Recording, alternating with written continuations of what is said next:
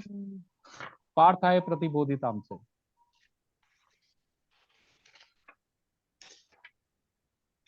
चलो मैं आज बोल देता हूँ, फिर नहीं, देखना आप। सारी भी यही हुआ था। I need to find it in the book. ठीक है, I will try to remember. Okay. किताब में आरती है और शुरू में ही है आज गीता मैं प्रेस की, बोल, हमें किताब तो मिल गई। हाँ तो इसके शुरू में होते हैं ये। शुरू में नहीं है है। नहीं। ये वो गोरखपुर प्रेस की गीता, गीता प्रेस गोरखपुर से ही हाँ है। जी, हाँ जी, हाँ जी। लेकिन ये वाले हैं क्या, गीता चलो सूत्र? आज मैं बोल देता हूँ, जी जी जी, और फिर नेक्स्ट टाइम से फिर पीछे पीछे बोलना। ठीक है। क्योंकि कहते हैं कि ये 7 श्लोक बोलने से कृष्ण जी आपके अंदर आकर बैठ जाते हैं। अच्छा। हाँ, चलिए। ओम परमात्मा ने नमः। ओम परमात्मा ने नमः। ओम ओम परमात्मा नमः। परमात्मा है नमः। मैं आप ध्यान के श्लोक बोल रहा हूँ, उसके बाद हम गीता शुरू करेंगे। ओम पार्थाय प्रतिबोधिताम भगवता नारायणेन स्वम व्यासेन प्रथिताम मुनिना मत्ते महाभारतम अद्वैतामृतवर्षिणीम भगवतीम अष्टादशाध्यायनीम अहं त्वाम अनुसंदधामि भगवद्गीते भवद्वेषिणीम नमोस्तुते व्यास विशाल बुद्धे पुल्लारविंदायत पत्र नेत्र येन त्वया भारत तैलपूर्णः प्रज्वालितो ज्ञानमः प्रदीपः प्रपन्न पारिजाताय स्तोत्र वेत्रैकपाणये ज्ञान मुद्राय कृष्णाय गीतामृतुहे नमः। वसुदेव सुतं देवं कंस चाणूरमर्दनम देवकी परमानंदम कृष्णं वंदे जगद्गुरुम भीष्म द्रोणतटा जयद्रथजला गांधारनी लोतपला शल्ये ग्रहावती कृपेण वहिनी कर्णेन वेलाकुला अश्वत्थाम विकर्ण घोरमकरा दुर्योधना वर्तिनी सोतीर्णा खलु पांडवैरण्यदी कैवर्तकः केशवः पाराशरे वचा सरोजममलम् गीतार्थगन्धोत्कटम् नानाख्यान केसरम हरिकथा संबोधना बोधितम् लोके सज्जन षट्पदैरहः पेपीये मानं मुदा भूयात् भारत पंकजम कलिमल प्रध्वंसी न श्रेयसे मूकं करोति वाचालं पंगुं लंघयते गिरिं यत्कृपातं हम वन्दे परमानंद माधवम शांताकारं भुजगशयनं पद्मनाभं सुरेशं विश्वाधारं गगनसदृशं मेघवर्णं शुभांगं लक्ष्मीकान्तं कमलनयनं योगीभिर्ध्यानगम्यं वन्दे विष्णुं भवभयहरं सर्वलोकैकनाथं यं ब्रह्मा वरुणेन्द्र रुद्रमरुतः स्तुन्वन्ति दिव्यैस्तवैर्वेदैः साङ्गपत्क्रमोपनिषदैः गायन्ति यं सामगाः ध्यानावस्थित तद्गतेन मनसा पश्यन्ति यं योगिनो यस्यान्तं न विदुषुरासुरगुणा देवाय तस्मै नमः, देवाय तस्मै नमः। ओम श्री परमात्मने नमः। ओम। ओम। तो पिछली बार हमने प्रथम अध्याय किया था। सार में ले लेते हैं। कौरवों और पांडवों की सेनाएं युद्ध में स्थापित हो चुकी हैं, और दोनों तरफ की सेनाओं को युद्ध दुर्योधन दिखाता है अपने गुरुओं को। इतने में कृष्ण और अर्जुन उस युद्ध भूमि में आते हैं, और अर्जुन प्रार्थना करते हैं भगवान से कि मेरे रथ को दोनों सेनाओं के बीच में स्थापित करें, जिससे कि मैं देख सकूं कि किस किस से मुझे लड़ना है।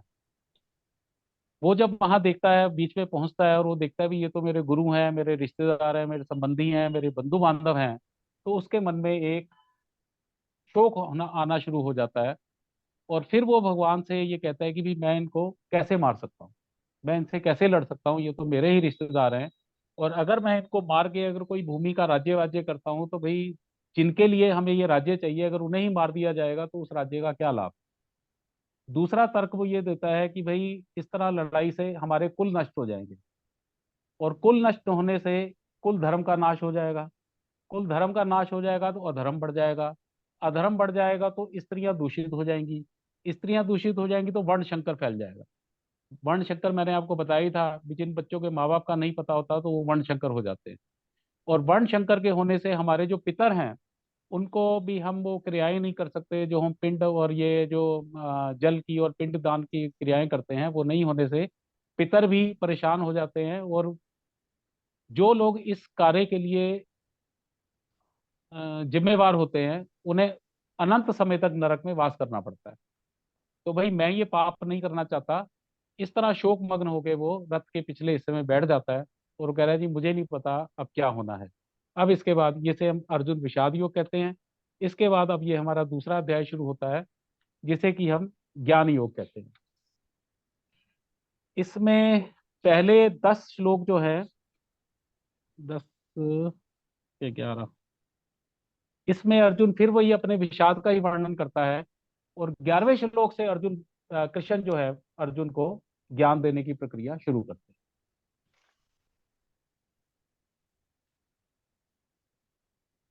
अथ द्वितीयोध्याय संजय वाच। द्वितीय अध्याय खोल ले सब लोग, तो एक एक श्लोक करके मैं बोलता जाऊंगा। संजय उवाच तम तथा कृपयाविष्टम अश्रुपूर्णाकुलेक्षणम विषीदंतम इदम वाक्यम उवाच मधुसूदन। अब वो जो शोक से मग्न अर्जुन है, जिसकी आंखों में आंसू भरे हुए हैं और शोक से संलग्न है, वो उसको भगवान मधुसूदन ने ऐसा कहा। ये संजय ने पहले श्लोक में बताया। श्री भगवान वाच। अब भगवान कहते हैं, क्या कहते हैं? कुतस्त्वा कश्मीर विस्मय समुपस्थितम अनार्य जुष्टम असर्गम अकीर्तिकरम अर्जुन। हे अर्जुन, इस समय ये जो स्थिति है युद्ध की स्थिति है, इस विषम समय में ये तुम्हें नपुंसकता कहाँ से प्राप्त हो गई, जो तुम ये अचानक कहने लगे कि मैं युद्ध नहीं करूंगा। तैयारियां हो रही थी, सब कुछ हो रहा था, अब अचानक जब सेनाएं आमने सामने आ गई हैं, युद्ध की स्थिति शुरू हो गई है, इस विषम समय में ये तुम्हें ऐसी नपुंसकता कहाँ से मिली? कई लव में मां समगा पार नेत्र तय पद्धते शूद्रम हृदय दौर्बलम तथा उत्तिष्ठ परंतपा। ये जो इस तरह की तेरे मन में शूद्रता आ गई है, ये इस समय ठीक नहीं है। तो हे पार्थ, इस हृदय की दुर्बल शूद्रता को छोड़कर उठ और युद्ध करने के लिए तैयार हो। ये इस समय ठीक नहीं है कि इस समय जब सेनाएं आ गई हैं और इस समय तुम्हारे मन में दुर्बलता आ रही है, ये दुर्बलता किसी के लिए भी ठीक नहीं है। और ये जो आर्य लोग होते हैं उनके लिए तो बिल्कुल भी ठीक नहीं है। ये स्वर्ग देने वाली नहीं है, कीर्ति देने वाली नहीं। अर्जुन उवाच। अब अर्जुन क्या कहते हैं? तथा भीष्म संख्य द्रोणम च मधुसूदन ईशु प्रति योत्स्यामि पूजार्हा हरिसूदना। हे प्रभु, पितामह भीष्म, द्रोण, इन सबको मैं इस रण के अंदर, वो तो मेरी तरफ तीर जो फेंकेंगे उनमें तो कोई वो नहीं है, लेकिन मैं अपने तीरों से कैसे उनका प्रतिकार करूंगा, ये ऐसे पूजा वाले लोगों को ये मुझे समझ नहीं आता है। गुरून् हत्वा ही महानुभावान श्रेयो भोक्तुम वैक्षम अपि इह लोके हत्वार्थ कामांसु गुरु ने भुंजीय भोगान रुधिर प्रदिग्धा। मैं ये समझ अर्जुन कहते हैं कि मैं ये समझता हूं कि गुरुओं को मारने की बजाय तो अच्छा है कि मैं कहीं भीख मांगकर गुजारा कर लूं। क्योंकि अगर मैं मेटलिस्टिक चीजों के लिए, कामनाओं के लिए भी और राज्य के लिए अगर मैं गुरुओं को मारता हूं, तो वो जो मैं भोग भी भोगूंगा वो मेरे गुरुओं के रक्त से भरे हुए ही होंगे। रुधिर प्रदिग्धान, रुधिर होता है रक्त और प्रदिग्धान रक्त से सने हुए। तो मैं जो वो भोग और ऐश्वर्य भी भोगूंगा वो मेरे गुरुओं के रक्त से ही सने हुए होंगे। तो इसलिए प्रभु मैं ये पाप नहीं करना चाहता। फिर आगे वो कहता है ना एचत विद्नाय कतरन्नो गृयो यदि वा जयम यदि वा नो जयेयु यानेन हत्वा ना जजीव श्याम ते अवस्थितता पर मुखे धार्तराष्ट्रहा। हम ये भी नहीं जानते कि हमारे लिए क्या श्रेष्ठ है।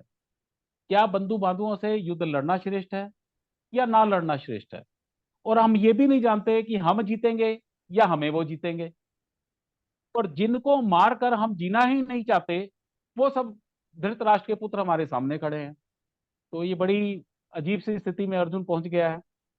आगे वो कहता है कार्पण्य दोषोपह स्वभावा पृच्छामि त्वाम धर्म सम्मूढ़ चेता यत श्रेय स्यान निश्चितम ब्रूहि तन्मे शिष्यस्ते हम शादी माम ताम प्रपन्नम। ये श्लोक बड़ा इंपॉर्टेंट है यहाँ का। वो कहता है जी, कायरतापूर्ण के ये जो दोष मेरे में आ गया है, कायरता वाला, इस स्वभाव में मुझे धर्म अधर्म नहीं समझ आ रहा। तो यत श्रेय, जो मेरे लिए श्रेयस्कर है, वो मुझे निश्चित करके बताइए। अब इसकी लास्ट लाइन है शिष्यस्ते हम शादी माम ताम प्रपन्न।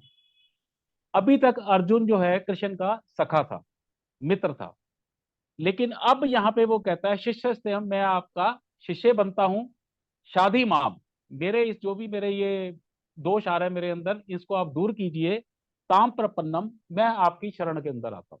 तो यहाँ शरणागति का भी भाव है और शिष्यत्व का भी भाव है। एक छोटी सी बात मैं इसमें बताऊंगा कि जब तक अर्जुन ने शिष्य का भाव और शरणागति नहीं ली, भगवान ने ज्ञान की एक भी बात नहीं करी। उसे बस यही कहते रहे कि भैया नपुंसक मत बन, ऐसे मत कर, युद्ध कर, और ये सब बातें ठीक नहीं है। जब उसने कहा कि मैं आपका शिष्य हूं और आपकी शरण में आता हूं, उसके बाद भगवान ने ज्ञान की बातें शुरू। इसी तरह से जब युद्ध जीत लिया गया तो भीष्म पितामह शरशैया में बैठे थे, तो युधिष्ठिर भगवान कृष्ण के पास आए। उन्होंने कहा कृष्ण जी कुछ धर्म की बात बताइए। तो कृष्ण भगवान युधिष्ठिर को भीष्म पितामह के पास ले गए। उन्होंने कहा पितामह ये युधिष्ठिर कुछ धर्म की बात सुनना चाहते हैं और आप इन्हें बताइए। तो पता नहीं आपको पता है कि नहीं पता है, ये जितने भी हमारे स्तोत्र हैं मैक्सिमम, ये जो गजराज वाला स्तोत्र है, ये सारे के सारे स्तोत्र है भीष्म पितामह, विष्णु सहस्त्र नाम, ये सारे भीष्म पितामह ने शरशैया पे बैठे हुए युधिष्ठिर को सुनाए। तो बाद में ये क्वेश्चन उठा कि भाई अर्जुन को तो आपने ज्ञान दे दिया, युधिष्ठिर को क्यों नहीं दिया? तो उन्होंने कहा भी युधिष्ठिर कभी भी मेरा शिष्य बन के नहीं आया, वो मेरे शरणागत बन के नहीं आया। अर्जुन मेरा शिष्य बना, शरणागत हुआ, मैंने उसे ज्ञान दिया।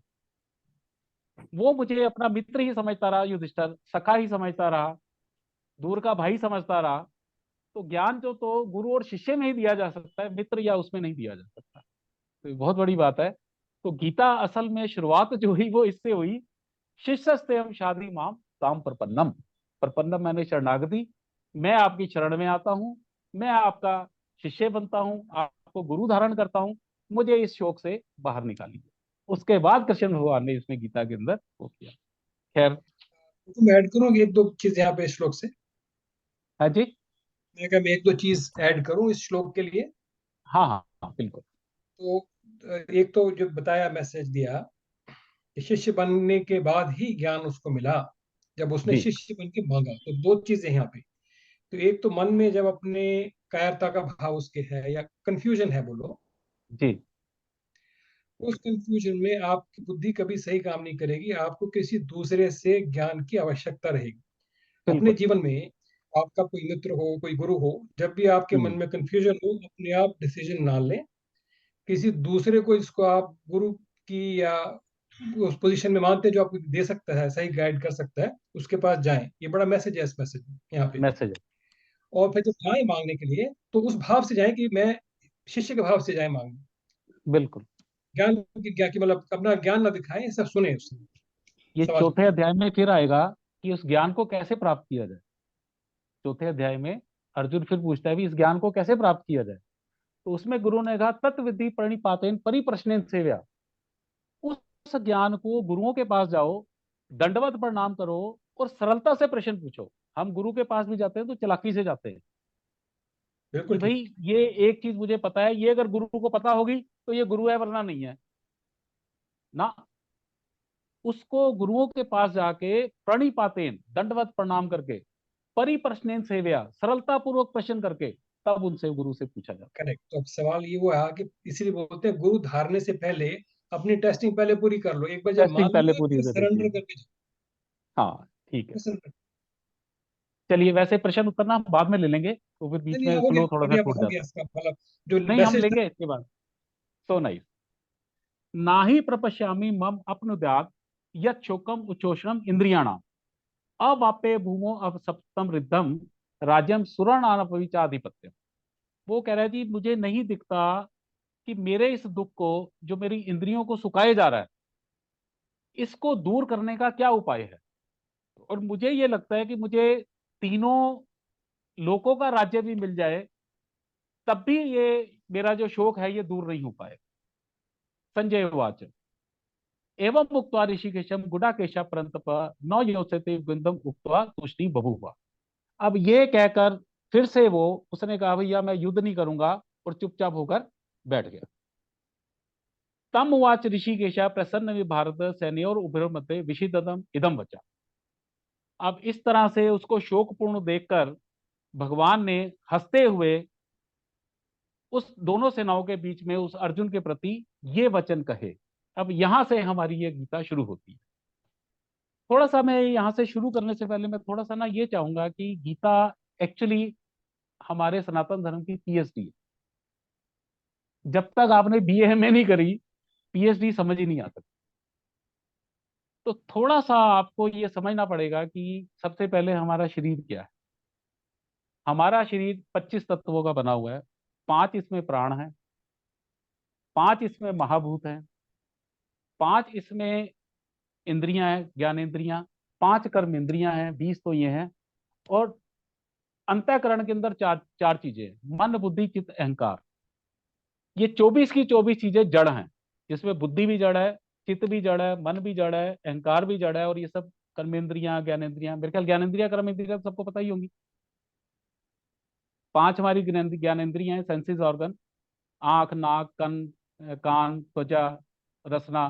5 ही इनके विषय आते हैं। आंख का है देखना, कान का है सुनना, त्वचा का है स्पर्श करना। तो 5 हमारी कर्मेंद्रियां हैं जिनसे हम कर्म करते हैं। हाथ है हमारे, पैर हैं, गुदा है, जेनाइटल्स हैं। ये हमारी कर्मेंद्रियां जिनसे हम कर्म करते हैं।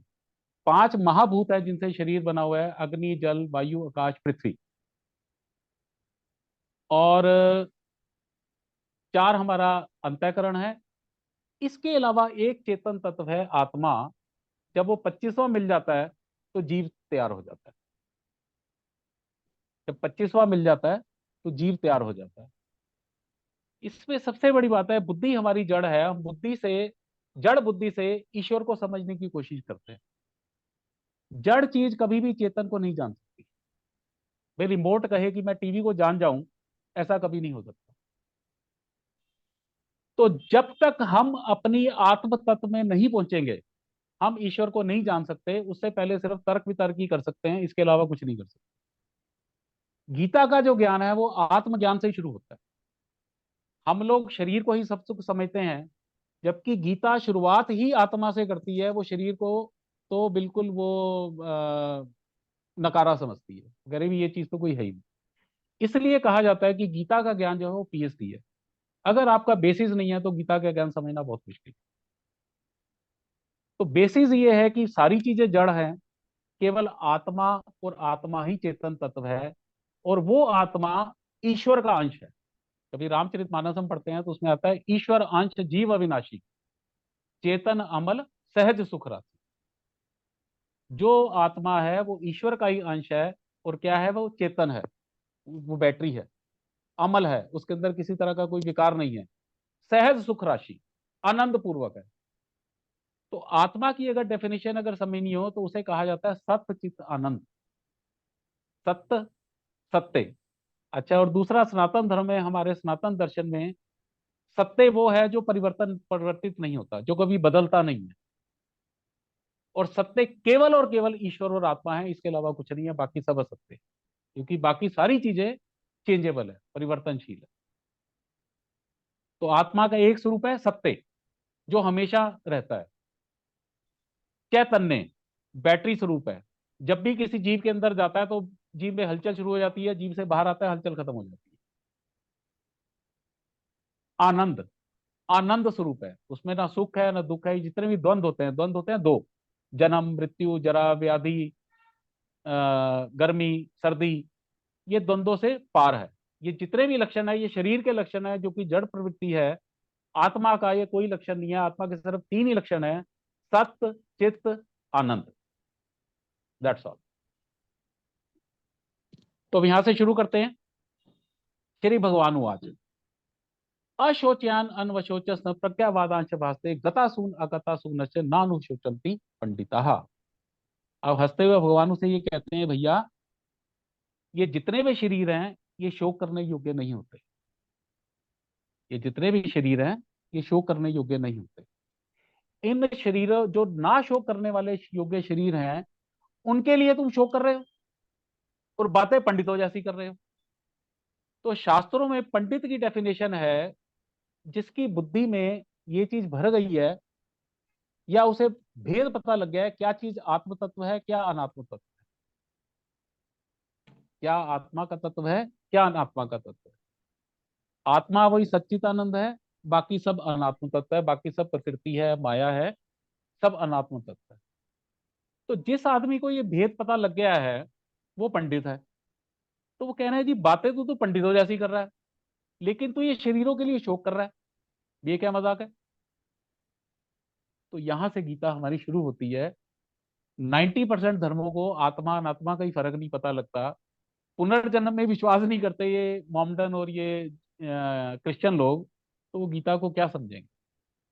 अंग्रेजों ने हमारे यहाँ बड़ी भ्रांति फैलाई कि भाई आपका जो नायक है अर्जुन, वो लड़ना नहीं चाहता, अपने मित्रों को नहीं मारना चाहता, अपने गुरुओं को नहीं मारना चाहता, अपने रिश्तेदारों को नहीं मारना चाहता। आपका भगवान कैसा है भाई? वो कह रहा है इन्हें मार डाल। Are you getting? तो ये वो कहते हैं जी भगवान तो आपका हिंसा सिखा रहा है। तो ये बाकी जितने भी धर्म है ये गीता के आसपास भी नहीं पहुंच सकते। ये आत्मा को ही, शरीर को ही सब कुछ समझते हैं। मतलब आत्मा नाम का तत्व अगर उन पे कहीं मिलता है तो वो बिल्कुल नेग्लिजिबल के लेवल का मिलता है। जबकि हमारी गीता का पहला श्लोक ही आत्म तत्व से शुरू होता है। वो कहते हैं कि अशोच्य मान अशोचन प्रज्ञावान वास्ते, ये शरीर शोक करने लायक नहीं है। जिनके लिए तू शोक कर रहा है ये तो शरीर है, शरीरों के लिए शोक मत कर। आगे बताएंगे फिर आत्मा की अमरता क्या है। वैसे भी हमारा जो अध्यात्म है बेसिकली ये शून्य से विराटता की ओर ले जाता है, या शूद्रता से विराटता की ओर ले जाता है। हम जब संसार में रहते हैं तो हम शरीर को ही सब कुछ समझते हैं, इन संबंधों को ही सब कुछ समझते हैं। जबकि हमारा सनातन ये कह रहा है भी ये संबंध जो है ये तो सब क्षणिक है। आप अपने स्वरूप को पहचानो, जो आत्म तत्व है उसमें स्थित हो और ईश्वर को प्राप्त करो। तो हमारा जो दर्शन है वो बहुत ही ऊंचा दर्शन है, और गीता तो सबसे ऊंचा दर्शन है। आगे बढ़ते हैं। ना ते हम जातु नासम न तम निमे जनाधिपा, ना चैव ना भविष्य में सर्वे अयम वयम अतः पर।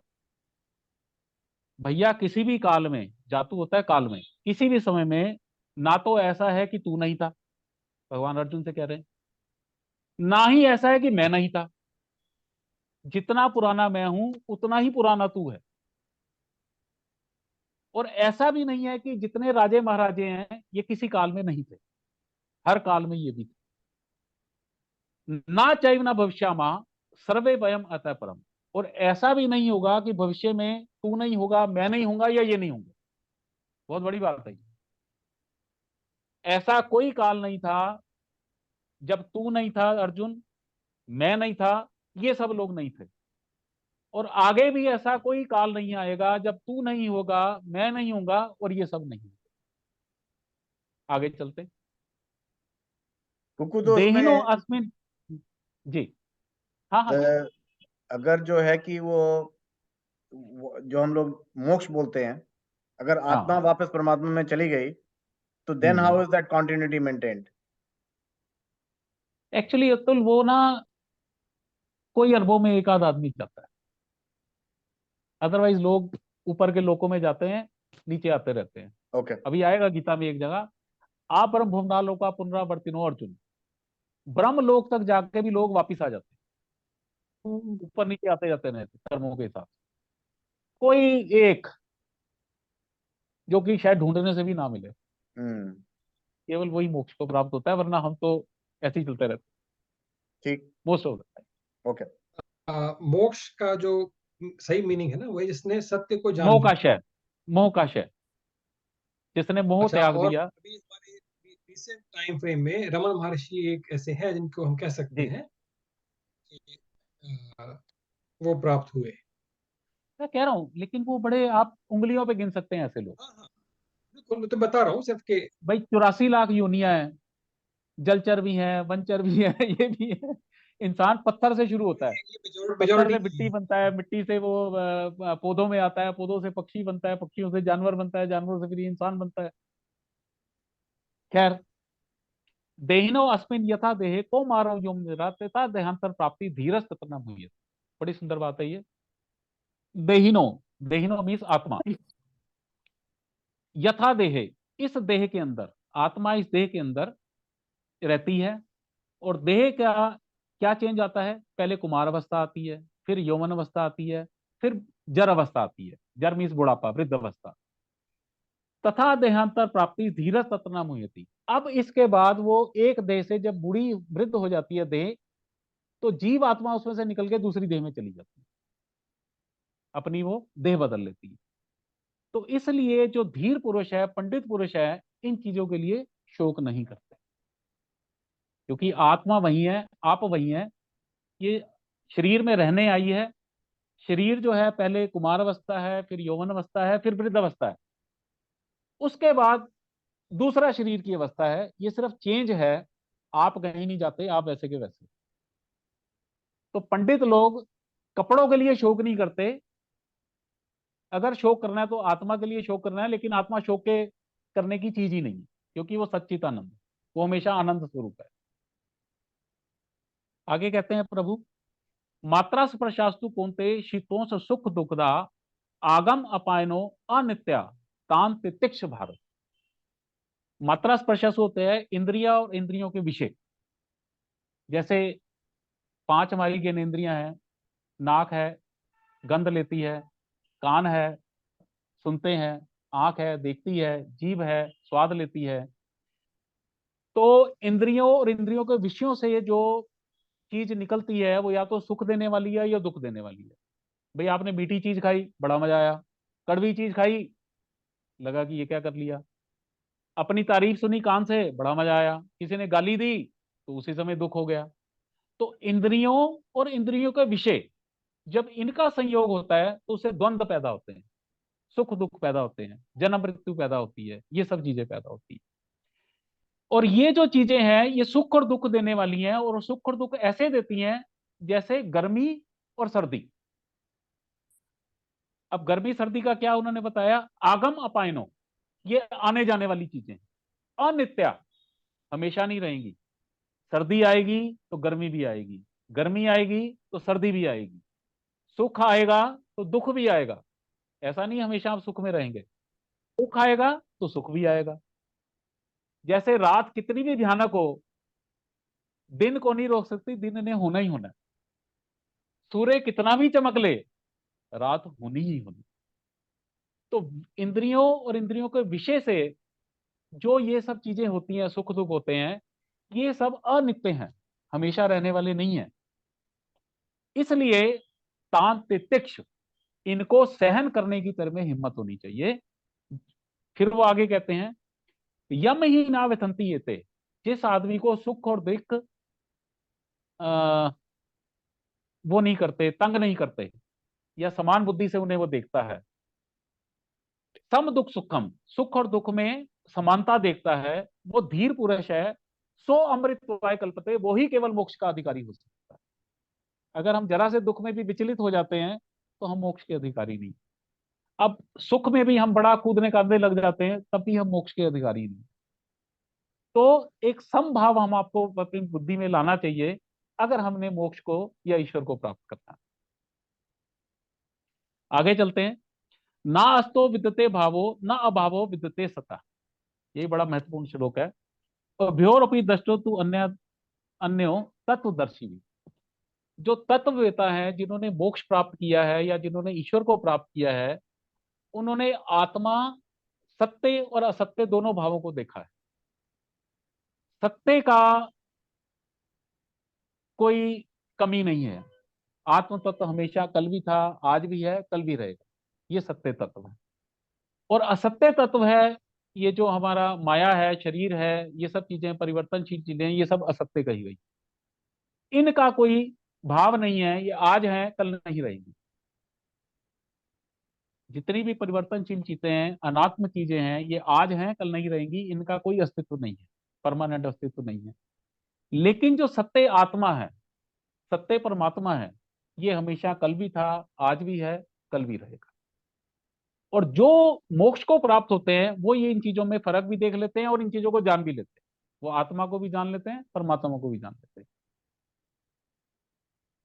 अविनाशी तो तद्विधि येन सर्वमिदं ततम विनाशम अव्यस्ते न कश्चित कर्तुम अर्हति। ये भी बड़ा इंपॉर्टेंट है।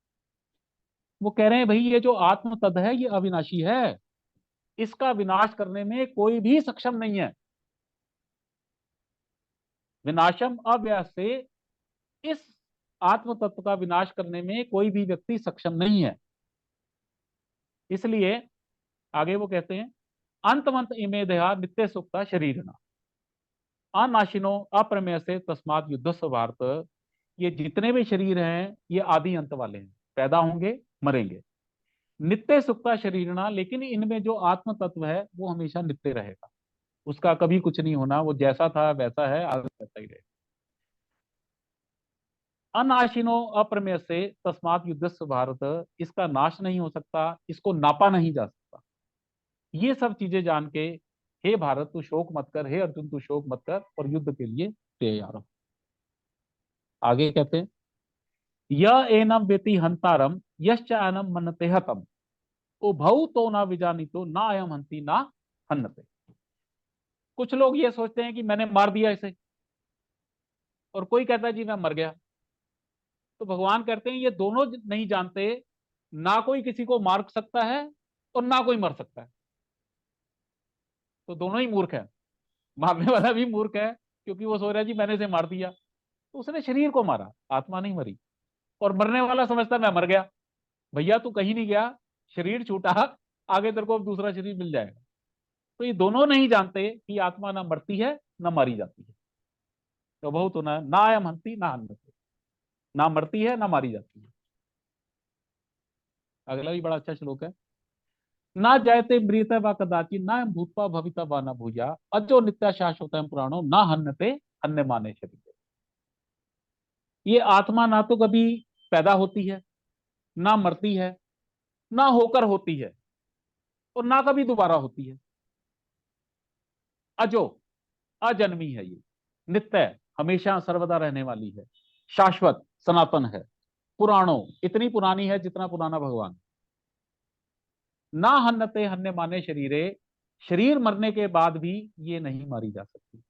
ना हन्नते, मारी नहीं जा सकती, हन्य माने शरीरे, शरीर के मारे जाने पर भी ये नहीं मारी जा सकती। आगे वेद अविनाशनम, इसे अविनाशी जानो, नित्य जानो, या एनम अजम अव्ययम, अजन्मा जानो, अविनाशी जानो। तो आत्मा के ये एडजेक्टिव्स हैं, ये अविनाशी है, नित्य है, सदा है, अजन्मी है और अव्ययम अविनाशी है। कथम सा पुरुषा पार्थम घातती हंति कम, अगर ये आत्मा अजन्मी है, अविनाशी है, तो कौन किसको मारता है और कौन मरता है? कौन किसको मारता है और कौन मरता है? अगला बड़ा सुंदर श्लोक है वासांसी जीर्णानी यथा विहाय नमानि ग्रहणाति नरोपराणी तथा शरीराणि विहाय जीर्णानि अन्यानि संयाति नमानि दे। जिस तरह शरीर पे एक कपड़ा पुराना हो जाता है और हम उसे बदल के दूसरा कपड़ा ले लेते हैं, उसी तरह ये आत्मा जब ये शरीर जीर्ण हो जाता है, उस शरीर से निकलकर दूसरे शरीर को प्राप्त कर लेती। नैनम चिंदंती शस्त्राणी नैनम दहती पावका ना चैनम क्लेदन तपो ना शोष्यति मारता। ये एडजेक्टिव है आत्मा के, इसे शस्त्र काट नहीं सकते। नैनम दहती पावका, इसे आग जला नहीं सकती। ना चैनम क्लेदन त्यापो, इसे जल भिगो नहीं सकता। ना शोषिति मारता, इसे वायु सुखा नहीं सकती। हमारे शास्त्र में ये चार चीजें हैं जिसके द्वारा मारा जाता है। या तो जला के मारा जाता है, या शास्त्र से मारा जाता है हथियार से, या जल से मारा जाता है, डूब के मर गए साहब, या हवा से अंदर पंदर में आए, उड़े और अपना सांस रुक गई और आप मर गए। तो आत्मा का उन्होंने कहा कि ना इसे शास्त्र काट सकता है, ना इसे अग्नि जला सकती है, ना इसे पानी सिखो सकता है, पानी गीला कर सकता है, ना ही इसे हवा सुखा सकती है। अब इसी को आगे रिपीट करते हैं अच्छेद्यो एवं अदाह्यो हम अक्लेद्यो अशोषे एवचा। अच्छेद्यो, इसे काटा नहीं जा सकता। अदाह्यो, इसे जलाया नहीं जा सकता। अक्लेद्यो, इसे गीला नहीं किया जा सकता। अशोषे, इसे सुखाया नहीं जा सकता। कई दफा लोग पूछते हैं जी भगवान ने ये बात दो बार क्यों कही? तो इसका विद्वान लोग ये जवाब देते हैं कि जो इंपॉर्टेंट चीज होती है भगवान उसे रिपीट करते हैं कि लोगों को समझ आ जाए। तो इसलिए ये श्लोक लगभग 2 बार आया अलग अलग लैंग्वेज में। इसकी अगली लाइन सबसे महत्वपूर्ण है, ये पीएचडी बताती है गीता की। ये भी एडजेक्टिव है आत्मा के, नित्य है, हमेशा रहने वाली, सर्वगता है, ये हर जगह व्याप्त है। स्थाणु,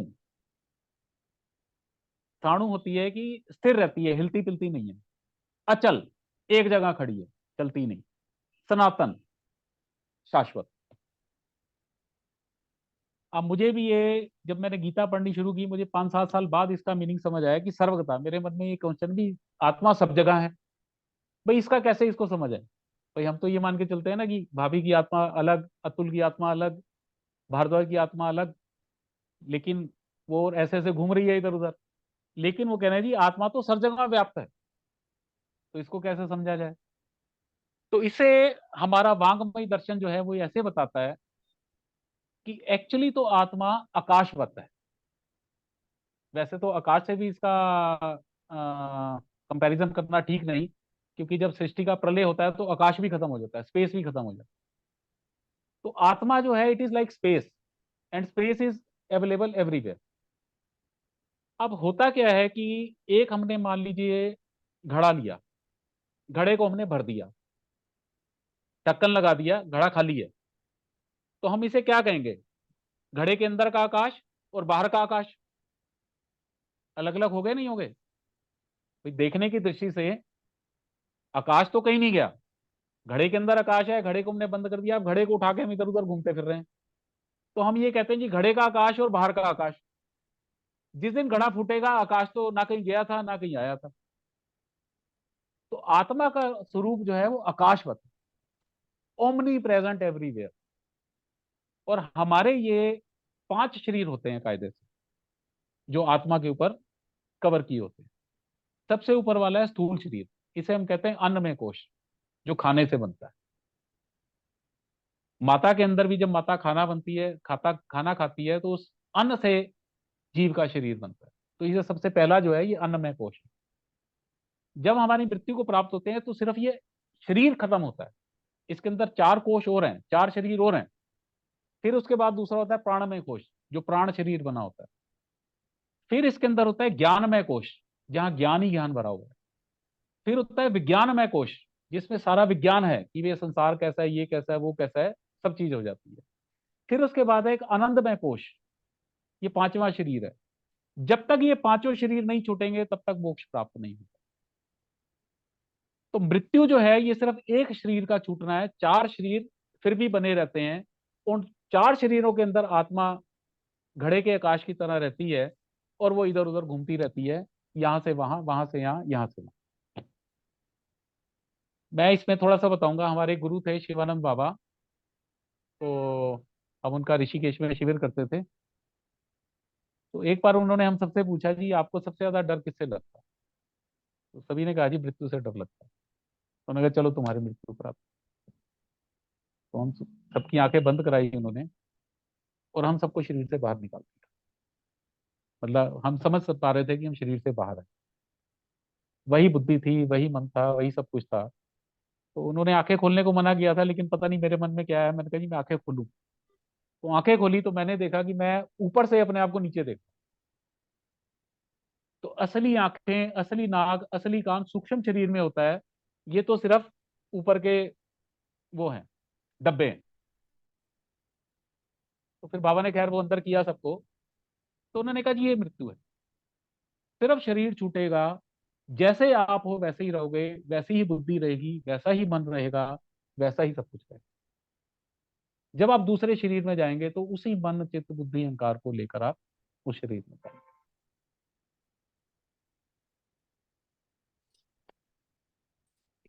तो आत्मा इस आकाशवत, सबकी आत्मा एक ही है, बैटरी सबकी एक ही है, चाहे वो कुत्ता है, बिल्ली है, पहाड़ है, चिड़िया है, आत्मा सबकी एक। इसलिए आप कभी कुछ सिद्ध लोगों के पास जाते हो तो आपको देखते ही कुछ कहने की जरूरत नहीं पड़ती, वही बता देते हैं जी आप ये सोच रहे हो, आपको ये टांग में दर्द है, आप ये कर रहे हो, आपको ये प्रॉब्लम है, आपको ये प्रॉब्लम है।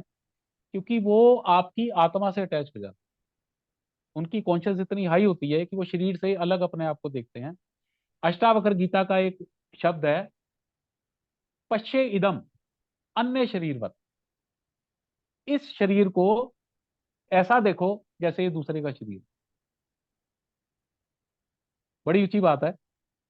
जैसे सामने वाले शरीर को हम देखते हैं, हम कहते हैं भी ये तो तुम हो, अपने शरीर को भी ऐसे पश्ये इदम, इसको ऐसे देखो अन्य शरीर, दूसरे के शरीर।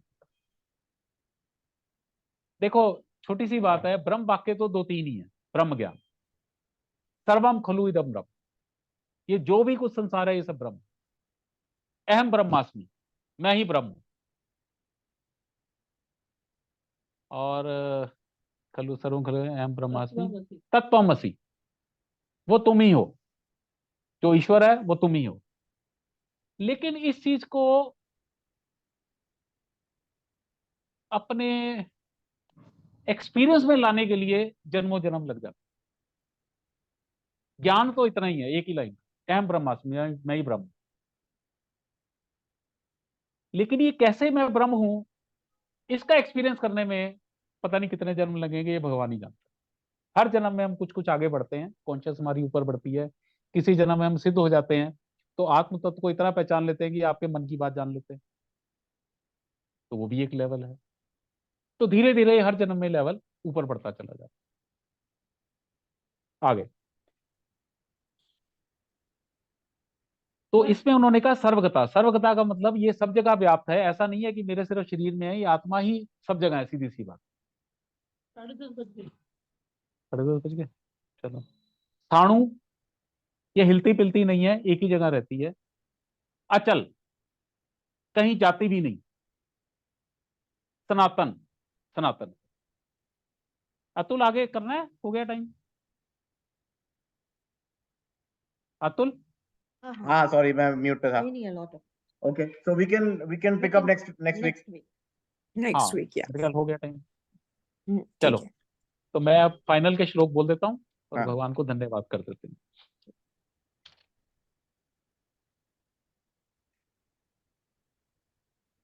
गीता शास्त्रमिदं पुण्यम यह पठेत परतः पुमान् विष्णु पदम अवाप्नोति भय शोकादि वर्जितः। गीता अध्ययनशील से प्राणायाम परस्य नई संति ही पापानि पूर्वजन्म कृतानि च।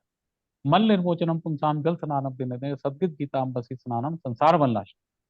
गीता सुगीता कर्तव्या किम बन्नी शास्त्र विस्तरयासम पद बनावस्ते दुखवतात् निश्चिता। भारत अमृत सर्वस्नम विष्णुर वक्त्राद विनिष्ठतम। गीता गंगोदकम पीतवा पुनर्जन्म न विद्यते। सर्वोपनिषदो गावो दुग्धा गोपाल नंदना। पार्थो वत्सा सुधीर्भुक्ता दुग्धम गीता में। एकम शास्त्रम देवकी पुत्र गीता। एको देवो देवकी पुत्र एव। एको मंत्र से तस्य नामानि यानि तरमपि एकम तस्य देवस्य सेवा। ओम श्री परमात्मने नमः। श्री परमात्मने नमः। श्री परमात्मा।